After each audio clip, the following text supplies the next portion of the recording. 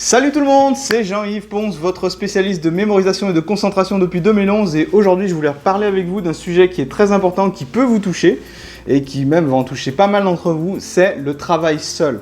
Que ce soit par choix ou par nécessité, il y a quelques petits points à prendre en considération. Vous devez particulièrement les surveiller de près si vous voulez pas que ça vire à la catastrophe. Jingle.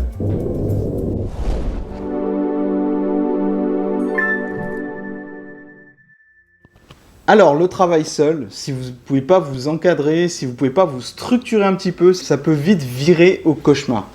En fait, vous pouvez vite passer des journées entières à surfer sur le web, à être complètement déconcentré, sans but, et les journées passent à une vitesse grand V, les heures s'enchaînent, et au final, vous n'avez pas plus avancé. Alors, si vous voulez vous lancer dans le style « je veux devenir auto-entrepreneur, je veux devenir freelance », par exemple, c'est un gros problème parce que si vous ne savez pas vous concentrer, vous structurer, vous allez vous éparpiller, vous allez perdre énormément de temps.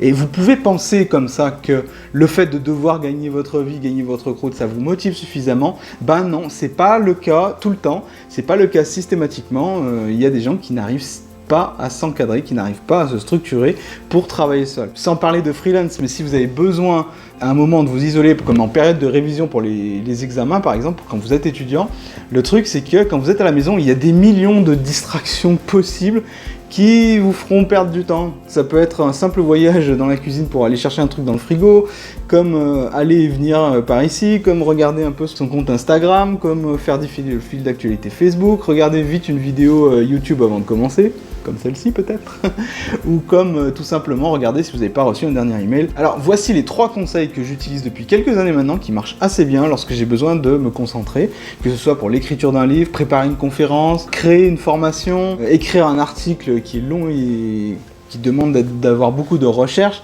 et de manière générale comment je fais pour travailler seul. Alors tout d'abord, je vous recommande de vous dédier un espace personnel de travail spécifiquement, donc quand vous avez besoin de travailler, que ce soit un espace chez vous, ça peut être, si vous avez la possibilité, c'est toujours mieux d'avoir une pièce dédiée, un bureau par exemple dans lequel vous ne faites que travailler. Ça peut être par exemple un coin dans votre salon, si vous n'avez pas un grand chez vous, un grand appartement, un coin spécifiquement dédié dans lequel vous travaillez. Mais surtout, la chose à éviter, c'est un coin de table ou un entre-deux. En fait, où là, c'est pas un espace qui est spécifiquement dédié au travail, mais vous sortez votre ordinateur, vous commencez à travailler.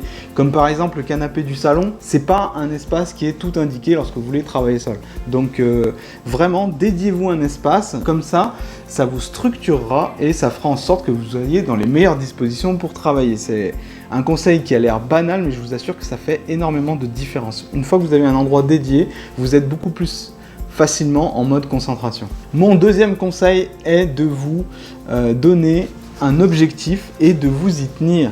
Et pour vous donner un objectif, vous ne vous le mettez pas le jour même, vous le mettez la veille au soir pour le lendemain. En fait, à la fin de chaque journée, vous définissez quel sera votre planning et votre programme du lendemain. Je recommande de le faire la veille pour le lendemain parce que le faire une semaine à l'avance, il y a beaucoup trop d'impératifs, il y a beaucoup trop d'imprévus qui rentrent en ligne de compte.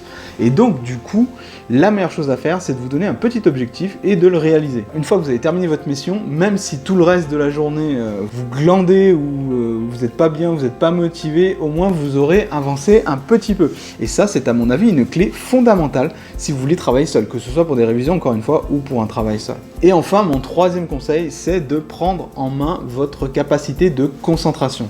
Le problème, c'est qu'on vit dans un monde qui est hyper technologique et on est constamment sollicité pour répondre à quelque chose, que ce soit une alerte téléphonique, ou que ce soit un email, ou que ce soit X raison, une conversation, un coup de fil, etc.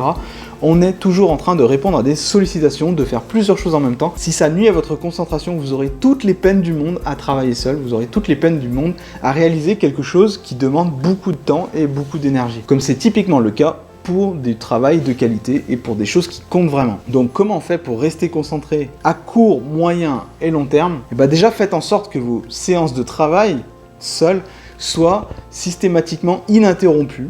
C'est-à-dire que vous coupez absolument toutes les sources de distraction possibles, vraiment que vous ne soyez pas dérangé et que vous travaillez dans le silence. Je sais que le silence peut faire peur à pas mal de personnes, mais c'est pourtant le seul état dans lequel votre cerveau ne va pas avoir envie de partir en mode vagabondage. Donc si vous avez une mission, que vous avez votre coin spécifiquement pour le travail et que vous n'avez aucune interruption, vous pourrez absolument accomplir tout ce que vous voulez quand vous êtes seul. Si malgré tout, vous ne savez pas comment gérer votre concentration, n'oubliez pas que j'ai prévu les cours spéciaux ici. Vous vous inscrivez et en échange de votre adresse email, je vous envoie 3 vidéos coup sur coup, 4 même, dans lesquelles je vous donne des cours gratuits sur comment devenir plus concentré, comment rester concentré sur le long terme.